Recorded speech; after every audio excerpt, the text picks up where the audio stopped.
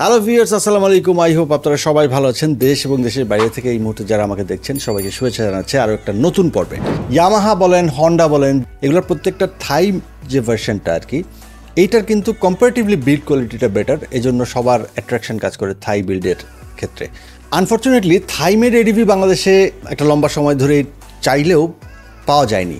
তো finally মোটরমোশন bridge সেটা নিয়ে আসছে 2 সপ্তাহ একটু বেশি আগে, কিন্তু এর মধ্যে আমার আসলে আপনাদেরকে এই আপডেটটা দেওয়া সম্ভব হয়নি, কারণ ব্যাক টু ব্যাক অনেকগুলো লং ট্যুরে ছিলাম আমি, যার কারণে আসলে এটা আপনাদের সামনে আনা সম্ভব হয়নি। অনেকে কনফিউজ যে থাই এবং ইন্দো ভার্সনের মধ্যে আসলে বেসিক্যালি তো খুব একটা পার্থক্য নয়, স্পেসিফিকেশন তো সেম, তাহলে আমি কেন এতগুলো টাকা খরচ করে একটা থাই ভার্সন নিতে হবে? দামের পার্থক্যটা কিন্তু একদম কম না, $500 মতন একটা ডিফারেন্স হয় ইন্দো এবং থাইয়ের মধ্যে। তো এই ডিফারেন্সটাতে এতগুলো টাকা বাড়তে দিয়ে আসলে থাই ভার্সনটা নেওয়া কি লজিক্যাল কিনা সেটা বোঝার জন্য আমাদেরকে একটু হইলেও সময় ওয়েট করতে হবে আমার কাছে মনে হচ্ছে। চলেন আর দেরি করবো না, আজকের এপিসোডটা শুরু করা যায়। আসসালামু আলাইকুম, সবাই ভালো আছেন আশা রাখি। অনেকদিন আমাদের কাস্টমাররা সবাই আমাদেরকে রিকোয়েস্ট করতেছিল যে ইন্দোনেশিয়ান এডিবি তো অনেক আসলো, আমরা থাই এডিবি নিতে চাই, থাইটা চাই, কিন্তু প্রাইস প্লাস আনুষঙ্গিক বিষয় চিন্তা ভাবনা করে আমি অনেক দিন চিন্তা ভাবনা করছি আনবো কি আনবো না, এরকম একটা পজিশনের মধ্যে ছিল আর কি। তো অবশেষে যাই হোক, আমরা এই গত 24 তারিখে আমাদের থাই ভার্সনের এডিবির লটটা আমাদের শোরুমে ঢুকছে। ডে বাই ডে আমাদের তো সব কিছুর দাম বাড়তেছে, প্রত্যেকেই তো একটা বাইং অ্যাবিলিটি প্লাস ইয়া আছে। তখন যেটা যেভাবেই হোক, আমাদের দেশে হয়তো ডিউটি এবং আনুষঙ্গিক অন্যান্য কারণে যে কোনো স্কুটার বা যে কোনো পণ্যের দাম অনেক বেড়ে যায়, তাহলে আমাদের ডিউটি স্ট্রাকচারটা অনেক বেশি, তো যার কারণে বেড়ে যায়। কিন্তু তারপরে এন্ড ইউজার যে, তার জন্য তো পুরোটাই ডিউটি প্লাস পণ্যের দাম সব মিলাই তো তার জন্য ইয়া হয়। তারপরে আমরা যারা ব্যবসায়ী তাদের প্রফিটের সাথে যোগ, অনেক কিছুর সাথে যোগ হওয়ার পরে লাস্টে এন্ড ইউজার যে, তার জন্য এই জিনিসটা অনেক অ্যাবিলিটির বাইরে অনেক সময় চলে যায়। তো এরপরে যদি আরও হাই প্রাইস হয় তাহলে কি আমরা আদৌ বিক্রি করতে পারবো, সেটা নিয়ে আমার একটা অয়েডনেস কাজ করতেছিল। তো যাই হোক, আলহামদুলিল্লাহ আমরা আনার পরে অনেক সাড়া পেয়েছি, অলমোস্ট আমাদের অনেকগুলো ইউনিট বিক্রি হয়ে গেছে। এবং এবার কতগুলো ইউনিট আসছে? 24, আমাদের ওই 24 আসে, কিন্তু এডিবি আসছিল 21 আর কি। তার সাথে এই যে সুপার কাপটা দেখতেছেন, সুপার কাপ আসছে 2টা, আর একটা হোন্ডা ক্লিক, যেটা আমরা ইন্দোনেশিয়াতে হোন্ডা ভেরিও বলি, এটা আমরা এক পিস নিয়ে আসছি। আচ্ছা, সুপার কাপটা আনার ইন্সপিরেশনটা কোত্থেকে আসছে বলেন তো? আমরা প্রথম দিকে আনতে চাইনি, এত টাকা দিয়ে এই সুপার কাপ নিয়ে আসবো, বিক্রি হবে কিনা, কেউ নেওয়ার কাস্টমার আসছে। ইনফ্যাক্ট আপনি আমাকে জিজ্ঞেস করছিলেন যে এটা, মানে আমি টেনশনে আছি, এটা নিয়ে টেনশনে বলতে কি, আমাকে বারবার ইনফ্লুয়েন্স দিচ্ছিল আমাদের এই পুরাতন কাস্টমার মুকুল ভাই, ফুটবল কোচার মুকুল ভাই। উনি এর আগে একটা সুপার কাপ নিয়েছিলেন, ওইটা বিক্রি করে দিয়ে পিসিএক্স নেন। পিসিএক্স চালানোর পরে আবার সে আমাকে এসে বলতে, আমাকে আবার সুপার কাপ এনে দেন, যেটা আপনি একবার চালাইছেন সেটা আবার কেন, কারণ আমি এটা নিব, এই অ্যান্টিক গাড়ি আমি নিব না। আমি 2 ইউনিট নিয়ে আসছিলাম, ওনার জন্য একটা, আর একটা নিয়ে আসছিলাম যে ঠিক আছে 2টা আনি, একটা থাকবে আমার শোরুমে। আনার সাথে সাথে 2টোই বিক্রি হয়ে আছে। আমি এই শিপমেন্ট করার আগে থাইল্যান্ড প্র্যাকটিক্যালি গিয়েছিলাম। থাইল্যান্ডে যাওয়ার পর যে জিনিসটা দেখছি যে কাবের শোরুম এবং প্লাস স্কুটার এবং অন্যান্য মোটরসাইকেলের শোরুম ইজ ডিফারেন্ট। আচ্ছা, থাইল্যান্ডে যে শোরুমে হোন্ডা, যে শোরুমে আপনি স্কুটার আছে বা অন্য বাইক আছে, সেই শোরুমে কিন্তু কাপ নাই। এই সুপার কাপ কিন্তু 110 আছে, 125 আছে, 125 এবিএস সহকারে আছে, বাট এবিএসটা থাইল্যান্ড মার্কেটে বিক্রি করে না, এটা এক্সপোর্টের জন্য ওনলি ফর। এবং ইন্দোনেশিয়াতেও কিন্তু হোন্ডা কাপ তৈরি হয় না, বাট ইন্দোনেশিয়াতে কাপ পাওয়া যায়, কেন অনেক দাম, মানে থাইল্যান্ড থেকেও দাম বেশি ইন্দোনেশিয়া, বিকজ ইম্পোর্ট করে নিয়ে যাচ্ছে। ইভেন জাপানে কাপ যায়, এটাও থাই ফ্যাক্টরি থেকে যায়।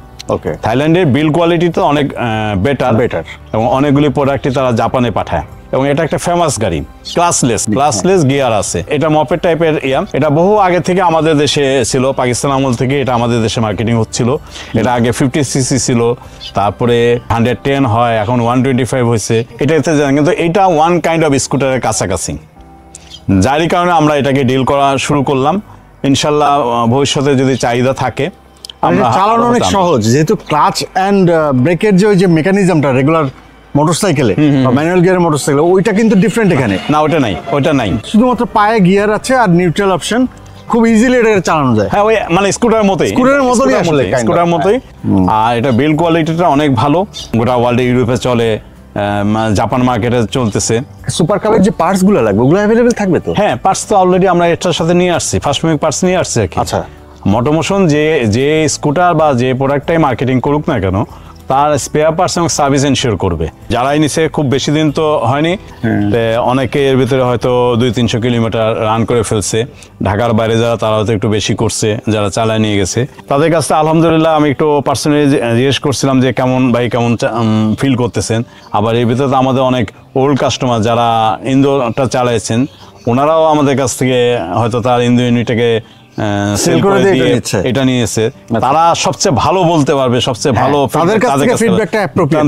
দুটাই সে চালাইছে, তার ফিলিংটা দুটার মধ্যে আছে। হোন্ডার মাদার কোম্পানি টেকনোলজি, যে কোনো প্রোডাক্ট যেখানেই তৈরি করুক না কেন, তার মাদার কোম্পানি টেকনোলজি অনুযায়ী তৈরি করতে হবে। তার বাইরে কিন্তু 1 ইঞ্চও সে যেতে পারবে না।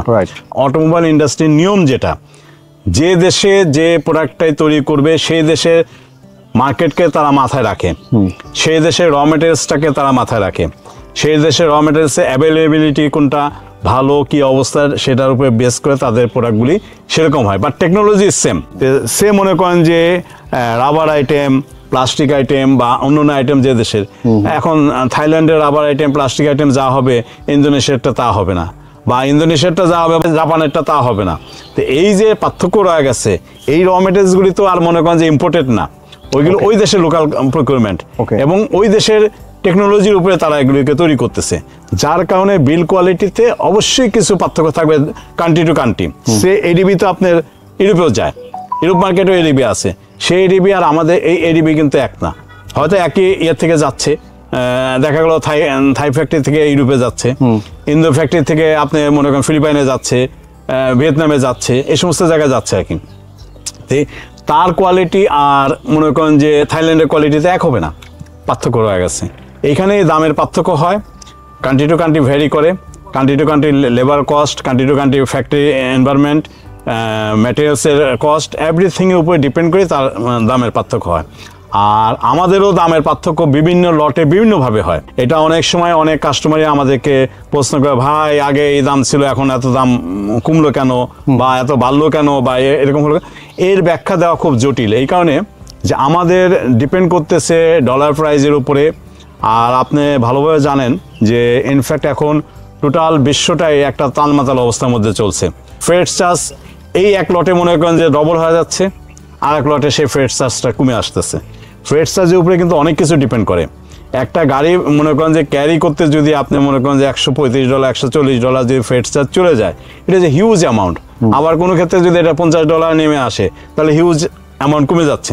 আমি অ্যাডভান্স প্রাইস কোনটাই বলতে পারবো না, মানে ওখানে আসবে সেমও থাকতে পারে, চেঞ্জ হতে পারে। ডলারের দাম, ফ্রেট চার্জ, আনুষঙ্গিক খরচের উপরে বেশ করে আমাদের প্রত্যেকটা লটে আলাদা আলাদা দাম হয়। যার কারণে আমরা যে লটে যখন যেভাবে কস্টিং হয়, আমরা তার সাথে অবশ্যই আমরা প্রফিট যোগ করি, প্রফিট যোগ করে আমরা আমাদের প্রাইসটা ডিক্লেয়ার করি। আচ্ছা, পার্টসের কিন্তু রিসেন্টলি বোধহয় কিছু স্বল্পতা দেখা দিচ্ছে রেজা ভাই, অনেকে দেখি যে টায়ার পাচ্ছে না।